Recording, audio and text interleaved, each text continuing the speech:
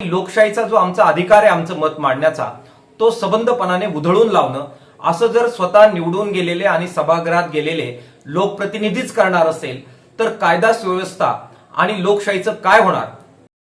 आजादी अरे होले बोलो आजादी अरे होले बोलो आजादी तो ऊंचा बोलो आजादी आवाज से बोलो आजादी ताकत से बोलो आजादी दिमाग से बोलो आजादी तो दिल से बोलो आजादी तो पढ़ने की आजादी तो पढ़ने की आजादी संभा पढ़ने की आजादी सुबह पढ़ने की आजादी बाबा पढ़ने की आजादी फूले पढ़ने की आजादी तो भगत सिंह की आजादी वो बाबा वाली आजादी वो सुबह वाली आजादी कर इन मुगलों से आजादी हम लेके रहेंगे आजादी सुबह वाली भी आजादी वो संभा वाली आजादी इन मुगलों से आजादी हम लेके रहेंगे आजादी हक हमारी आजादी तो जोर से बोलो आजादी वो सुबह पढ़ने की आजादी संभा पढ़ने की आजादी फूले पढ़ने की आजादी तो जोर से बोलो आजादी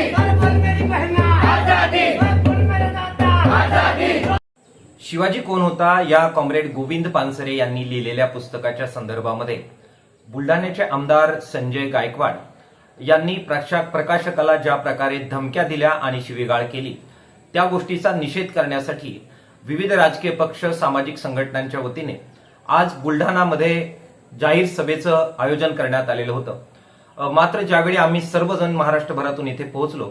त्यावेळी लक्षात आलं की आम्ही टाकलेला मंडप ठेकेदारावर दबाव टाकून काढून टाकण्यात आलेला आहे, त्याला काढायला भाग पाडण्यात आलेला आहे। त्या ठिकाणी प्रचंड ऊन आहे, तिथे पिण्याच्या पाण्याचे जार सुद्धा संबंधितांना परत घेऊन जाण्यास सांगण्यात आलेलं आहे आणि अशा प्रकारे वातावरण तयार केलं जात आहे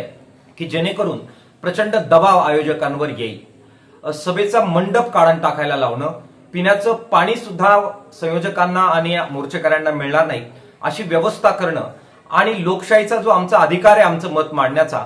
तो सबंधपणाने उधळून लावणं, असं जर स्वतः निवडून गेलेले आणि सभागृहात गेलेले लोकप्रतिनिधीच करणार असेल तर कायदा सुव्यवस्था आणि लोकशाहीचं काय होणार,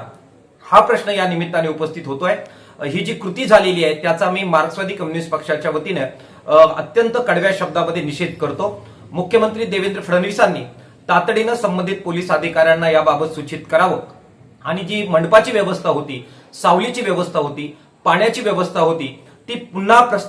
पुनर्स्थापित करून सभा यशस्वीरित्या पार पडेल यासाठी मदत करावी, त्या प्रकारचा हस्तक्षेप करावा। लोकशाही वाचवण्याचा भाग म्हणून मुख्यमंत्र्यांनी या संबंध प्रकरणामध्ये भूमिका घ्यावी असं आवाहन मार्क्सवादी कम्युनिस्ट पक्षाच्या वतीने आम्ही करतो आहे।